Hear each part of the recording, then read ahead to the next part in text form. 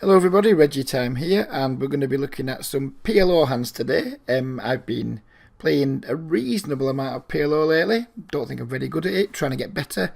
But I'd like to take the videos from Sky, but because Sky are dicks, they don't want me to do that. So I'm going to be mostly playing 20 PLO on Sky while they have these like 6 weeks of rake races. So that's a plan anyway. Whether I actually get through 6 weeks of PLO, who knows? I've never done it before. Maybe this time I will, maybe I won't. Who knows?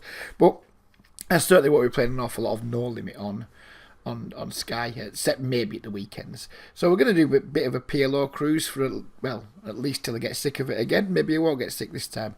So we're going to be playing 20 PLO on Sky mostly, but we're going to be making videos from some 10 PLO on Unibet because I just want to make some videos, discuss some PLO stuff that I don't think you understand.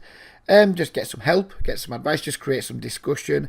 I mean, with all due respect to people watching this channel, I wouldn't imagine there's too many people who are PLO experts. I'm certainly not. It's a microstakes channel aimed at people who aren't too successful at poker, so, you know, the discussion will be interesting. But how much help we'll all be to each other, fuck knows.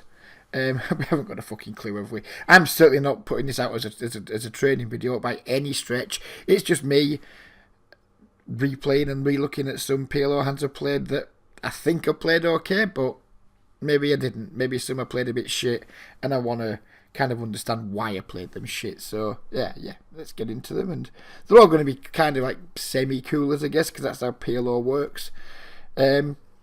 But yeah, let's have a look and see what happens. First hand here. Let's just talk about this cunt first. Phase 1. You're probably never going to see this video, but if you do, you're a massive fucking bellend, sir. You're playing 10 PLO on Unibet and you're fucking short stacking like a dick. And if this is just like a random person with €5, I don't give a shit, but it was at just about every table with this fucking pissy little 50 blind stack, being a dick, clearly scared to play big pots, like 100 blinds, 200 blind pots and the things. All he seemed to want to do is get reasonable starting hands, fucking 3-bet and fucking be a cunt. Phase 1, if you ever see this, or if you know who Phase 1 is, alert him to the video and tell him Reggie says, you're a cock. So yeah, that's that. Yeah, so there we go. That was my thoughts on Phase 1. So we've raised with a very pretty hand. Phase 1's done his 3-bet thing. I think we just need to defend here. I think 4-betting and getting it in would be not great against him here with this hand. I mean, I'd only really seen him 3-bet aces. He was 3-betting like a reasonable frequency, but he just seemed to get a massive hard on for aces. Probably why he just plays 50 blinds, because he just wants to get aces, pot it pre-flop or 3-bet pre-flop and just get the money on any flop because he hasn't got a fucking brain in his head, maybe. I don't know. But anyways, I mean, this hand's way too pretty to fold, so we call. Rather be deeper stacked, I guess, but it is what it is. So we call. We flop a straight. It's not the nuts, but in a 3-bet pot, in my opinion, against this stack size, we've got an SPR of 1 exactly. After he's put his bet in, it's just a jam, isn't it? And I don't think there's anything else to say about this. This might not even be a particularly interesting hand. I mean, we flopped about as well as we could. Really, we'd obviously rather have the nuts, but whatever. I mean, he's going to have some flush draws, I guess, some of the time. He's going to have some ace-jack, of course, some of the time that just has us like drawing dead nearly. But once we defend this hand, then we flop a straight. I guess we just have to get the money in. Could be wrong, but I really don't think I am. So we did jam. Phase 1 called. The phase jam had aces with the flush draw, which isn't at all surprising. I mean, he's played the hand fine this time. I mean, I don't like the cunt, but I mean, these 3-bet aces, and he's flopped an up flush draw, so I guess he needs to jam. But when he does get it in, I expect he's not going to be in as good a shape as he might want to be, as is the case here. Of course, he's got his flush outs, but I mean, I guess this hand's pretty straightforward and not that interesting, really. I guess my question would be, against this stack size, are we still defending this hand? And I think the answer is yes. I don't think it's a particularly interesting hand to start the video, but hopefully we get some more interesting ones as we come along. So this hand we start off with the double suited kings. This guy 3-bets. I mean, unless we just like presume that every single time we face a 3-bet it's aces, which certainly won't be the case. I'm never sure what to do. I mean, I think double suited kings here just has to be a whatever. I'd much rather have better side cards. I mean, yeah, we've got 2 suits, but I'd much rather like king 8-9 or king 10 jack, something like that. Obviously will be way better because the 8 and the 2 just don't connect with anything. But we are double suited. I think king double suited is probably just about good enough to stack off pre-flop with. I could be wrong. Again, I've never ran any of these equities. I'm going to start doing a little bit of work, I think, with Poker Pro Poker Tools on the like equity calculator. Just run some pretty common situations like this and just give him like ace XX and see just how we're doing. I honestly don't know at the moment. Let's see if we can find. Let's just pause the video a second, see if we can find. See if we can pull it up. Here we are. We've got it up here now. We've got our king deuce 8 double suited versus ace. I mean, if he does just have ace, I'm gonna guess that we're not in super good shape. Maybe, I don't know. Because our side cards are so shit. I'm going to guess we're not going to be in great shape against like ace XX, but who knows. So we have 30% equity. Now what if we had the, say, change the 2 of hearts for, say, the 9 of hearts? How would that change things? Would it change things significantly? How we import on the side cards here, I guess I'm asking. That changes things quite a lot, doesn't it? It's give us like an extra 8% equity. Like having like the added straight draw. What if we had like jack of hearts, 10 of spades? Would that improve things further? Just like, so we'd say put the 10 in there and say put the jack in here. Just trying to get a feel for like how important side cards are, I guess. It improves things slightly. So yeah, side cards are going to matter. Like, even with like double suited kings, these are probably the worst double suited kings we could have, and we still have like 30% against aces, which isn't great. You don't be getting your money, and there's a 30% underdog, I guess. But it is interesting to like the better the side cards, the more our equity, increases. So yeah, I'm going to use that tool more because that's pretty interesting. I'm going to have fun playing with that, I think. Anyways, let's get on with the hand. He 3-bets. I elected to 4-bet. He just calls, and I think he doesn't have aces anymore. When he just calls here, I mean, unless he's getting super tricky in a spot where it just doesn't need to get super tricky. I mean, we 4-bet when just never folding our hand here. I can't imagine there being many situations in pot limit Omaha where 4-bet folding is a thing. Certainly not 100 blind stack depth. So I think we can rule out, unless he's just being stupid with aces, we can rule out aces here and just maybe he's got some kind of like rundown hand or something. Who knows? I mean, I think it's way more likely now he has a hand like, I don't know, 8, 9, 10 jack double suited, something like that. It's way more likely than he has aces. So we get a pretty good flop. We've got the overpair, we have the second nut flush draw, and we have the pot size betless. So again, this is going to be pretty simple now. He just jams, right? So, and remember this hand, but just think about like what kind of hands do you think he should be jamming here, and more importantly, what sort of hands shouldn't he be jamming? Obviously, if he's got like, if he has got a hand like, say, 10-9 jack queen with hearts, or 8-9 10 jack with hearts, something like that, some kind of like straight draw, flush draw, overcards type thing. Even though his overcards are going to be pretty fucking worthless, I suppose that would be reasonable. Yeah, but I mean, he shouldn't really have sets. I mean, I guess he can have some sets, but he shouldn't really have any. I mean, we have the incredibly trivial call, and our opponent showed up with that. And I mean, I think he's played this hand horribly.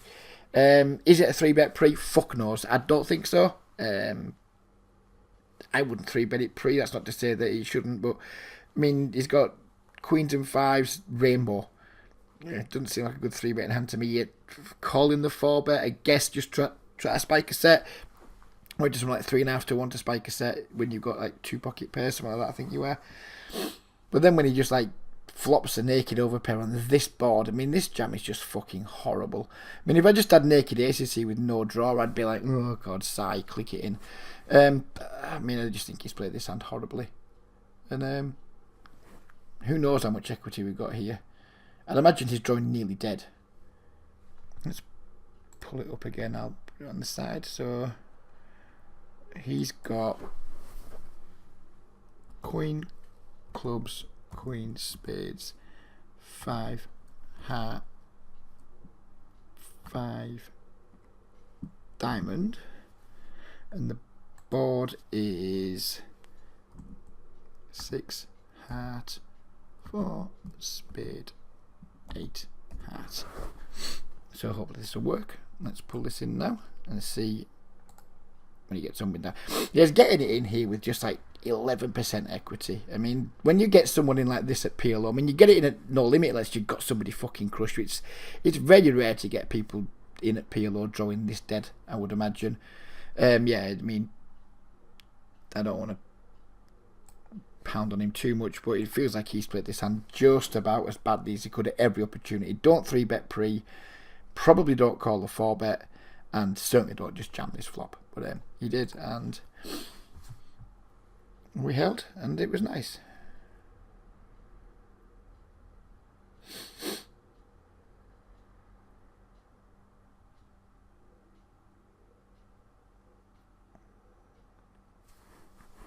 Aces with the suit.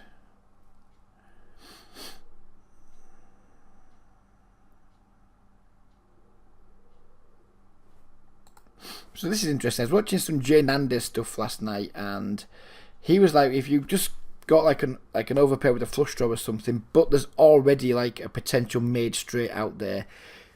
I think I maybe misunderstood what he said, but it feels like he was saying that this should always just be like a check call. I mean, if we had the straight draw too, if the deuce was a jack, then obviously it's just pile. Who cares? You know, how bad can it be?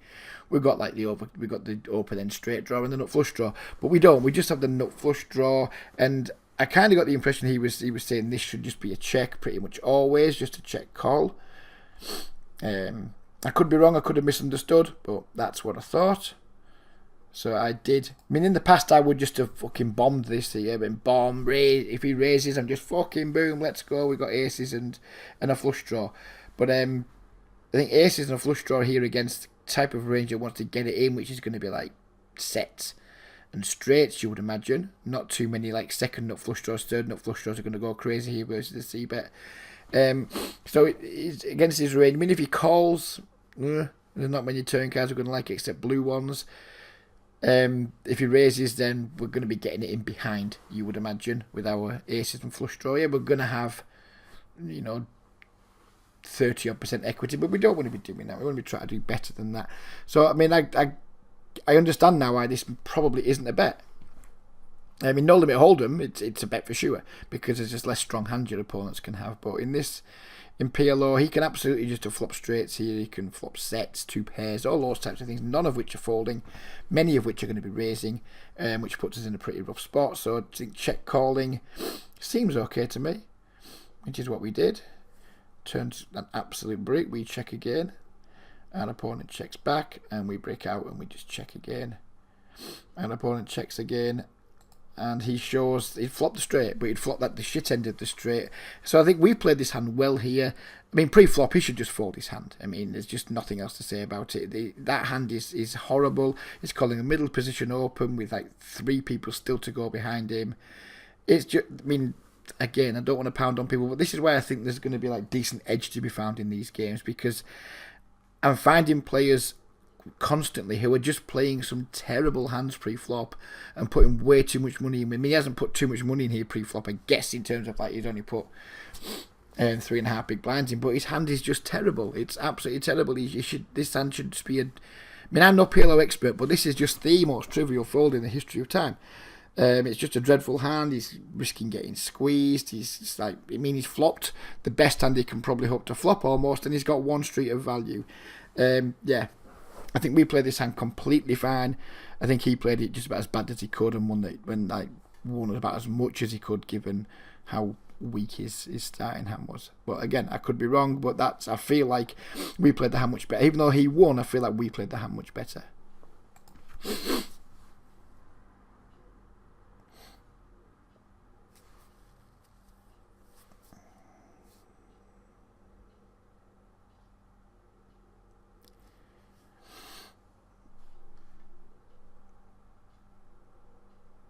And a limp from a fish. We pop it up. He calls. We flop top pair with a nut flush draw.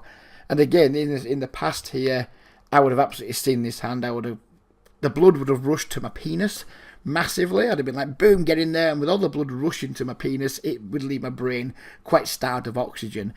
At which time I would just be like, boom, let's fucking go. Let's raise. This guy had been very, very passive. He'd been just like limping, folding, limp calling, check folding. So all of a sudden the guys like woke up and just started potting it.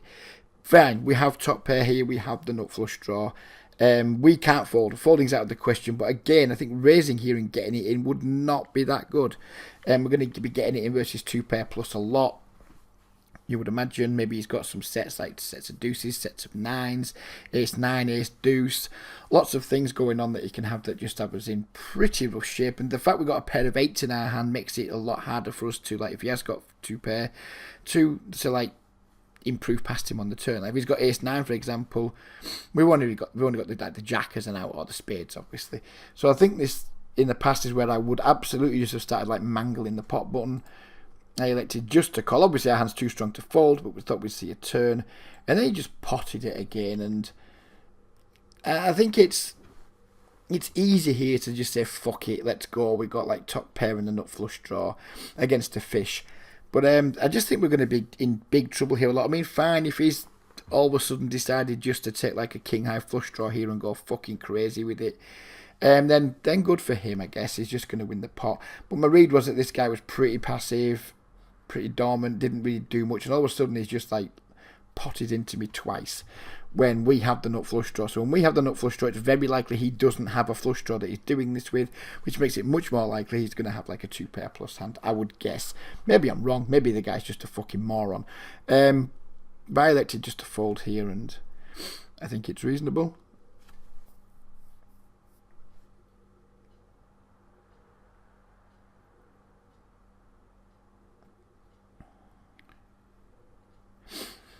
Here we are up against our friend FaZe again. I elected to 3-bet. I mean, yeah, we think he's always got aces when he's 3-betting, but he's open from the button. It's awkward. This is what is quite annoying, because he's just got a stack size here where we 3-bet, he just jams, and we just have to, I guess, call it off. We've got an incredibly pretty hand. We have a pure suited rundown. I mean, as far as I'm concerned, this is better looking than Michelle Keegan in a bikini with fucking jizz on my face fucking written all over her fucking tits. I don't know. It's an incredibly, incredibly sexy hand, and I'm just going to gamble with this dick up with it. I mean, fine if he 4-bets, we're in rough shape, but he's going to call a reasonable amount, and we're going to hopefully going to have something decent. I don't know. Maybe this was just a little bit of fuck you, FaZe one. You're a dick. My hand's pretty. Let's go. There could have been a bit of dick swinging here from me, but I think, 100 blinds deep against someone who isn't, against a standard button open, I think this should be a 3-bet for sure. Could be wrong. Maybe we could do with slightly higher cards to do it, but nah. For me, it's always going to be a 3-bet. Keep 4-bets, weakness night, right, whatever. In we go then. He did have the aces, of course. He's got our hearts covered. But we river a delightful 2-pair and put some pain on the short stacking bell end. So happy, happy, happy, happy days.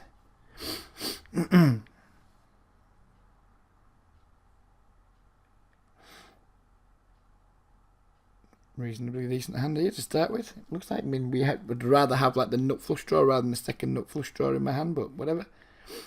We flop an enormously long straight draw. We can have an 8, like any 8, queen, jack, king, ace. I'm not sure how many fucking outs that gives us. There's 4 8s, and then that's 4, and there's 3 each, jack, king, ace. That's 9. So we got, is this 13 out straight draw? No, because we can also, I don't fucking know. We got a lot of outs anyway. Yeah, we can hit any of our board cards too, can't we? I mean, the queen, all of them give us a straight. Do they, if we hit the queen? Yep, they all give us a straight. So we've got 4 8s, and we've got another 3, 6, 9, 12. So have we got 16 out straight draw here? Could be wrong. Can't be asked counting up right now because I need to end the video soon because I've started it too late and I've got to get to work soon. But I think we've got like between 14, 16 out straight draw, something like that. Obviously, it's just a super easy bet. If he re-raises, then we're just going to go with it and get it in. He calls, turns a break. I mean, we should still keep the pressure on here. I'd probably rather see myself bet bigger, actually. Just fucking pot it again. We're never folding if he jams. So probably should just have gone for the full pot size bet. Never mind. We river the straight. He goes all in. And I think we have like a really easy fold at that spot. I mean, he's just going to turn up with so many flushes there. Yeah, we have the nut straight, but he's check called 2 big bets. We don't have any spade blockers whatsoever, which is really relevant, I guess. Even if we had 1 spade, I wouldn't be still probably fold. But yeah, I think it's one of those situations where we get there, we're happy, then he goes all in. Again, it's this guy who I presume was passive, as you can see. He's just like limp call, check call, check call, and now he's woke up on the river and donked when the obvious draw gets there. Yeah, I think it's just a fold. And that's what I did.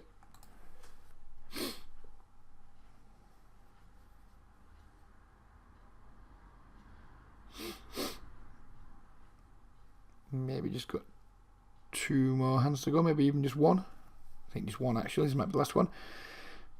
So, is this a 3-bet pre?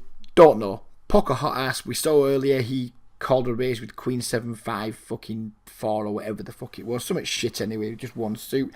So we know he's not good. It's going to suck if we get 4-bet, but whatever. I mean, again, people, we have an ace which reduces the chance of having aces. We can't just be scared of people having aces all the time. It seems like a good 3-bet to me. Again, I'd much rather the deuce was kind of a higher card. Maybe a fantastic hand in PLO high-low, I guess, in PLO 8 or better, but I don't know. Maybe it's not a 3-bet. It seems like it is to me, though. Our hand's got a lot of potential. We'd like to isolate him if we could. And we succeed in isolating. Then we just get a pretty horrible flop. It's backdoor flush draw, backdoor wheel draw, backdoor straight, with nothing. We have no actual made hand strength and just some shitty backdoors. I'm not going to c-bet here. We then turn a flush draw, and I think that when I was checked twice, we have no showdown value. I think we just have to bluff here.